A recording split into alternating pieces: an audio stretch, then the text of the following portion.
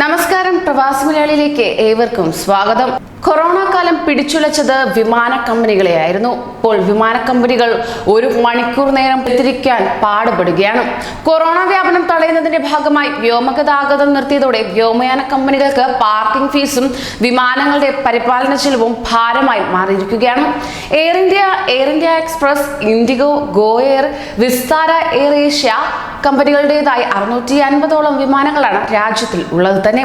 അങ്ങനെ ഇവയെല്ലാം പല വിമാനത്താവളങ്ങളിലായി പാർക്ക് ചെയ്തിരിക്കുകയാണ്. മാർച്ച് 31 വരെയാണ് ആദ്യം സർവീസ് നിർത്തിയതെങ്കിലും പിന്നീട് അത് ഏപ്രിൽ 14 വരെ നീട്ടിയിരുന്നു. എന്ന് സർവീസ് പുനരാരംഭിക്കുമെന്നതിൽ ഇനിയും വ്യക്തതയില്ല. ലോക്ക്ഡൌൺ തീരുമ്പോൾ സർവീസുകൾ തുടങ്ങിയാലും എണ്ണം തീരെ കുറവായിരിക്കും. ചെലവ് ചുരുക്കുന്നതിന്റെ ഭാഗമായി വിമാന കമ്പനികൾ ജീവനക്കാർ വീടുകളിലേക്ക് വിട്ടിട്ടുണ്ട്. വിമാനങ്ങൾ പാർക്ക് ചെയ്യുന്നതിന് വിമാനത്താവളങ്ങളിൽ പാർക്ക് ഫീസ്, ഹൗസിംഗ് ഫീസ് എന്നിങ്ങനെ രണ്ടിനത്തിൽ പണം ഈടാക്കി വരികയാണ്.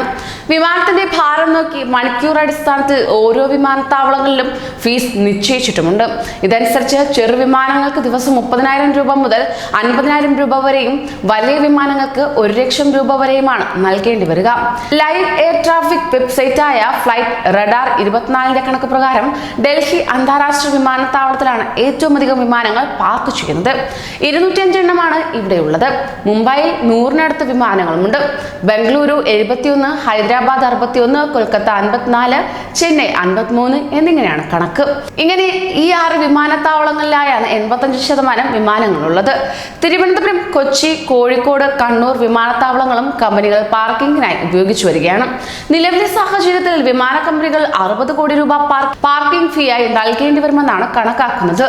വരുമാനമില്ലാത്ത സാഹചര്യത്തിൽ അവർക്ക് ഈ തുക ഭാരമായി മാറും. മാത്രമല്ല, പല കമ്പനികളും ഭീമമായ നഷ്ടത്തിലാണ് പ്രവർത്തിക്കുന്നത്. പാർക്കിംഗ് ഫീസ് ഒഴിവാക്കണമെന്ന കമ്പനികൾ സർക്കാരിനോട് അഭ്യർത്ഥിച്ചിട്ടുമുണ്ട്.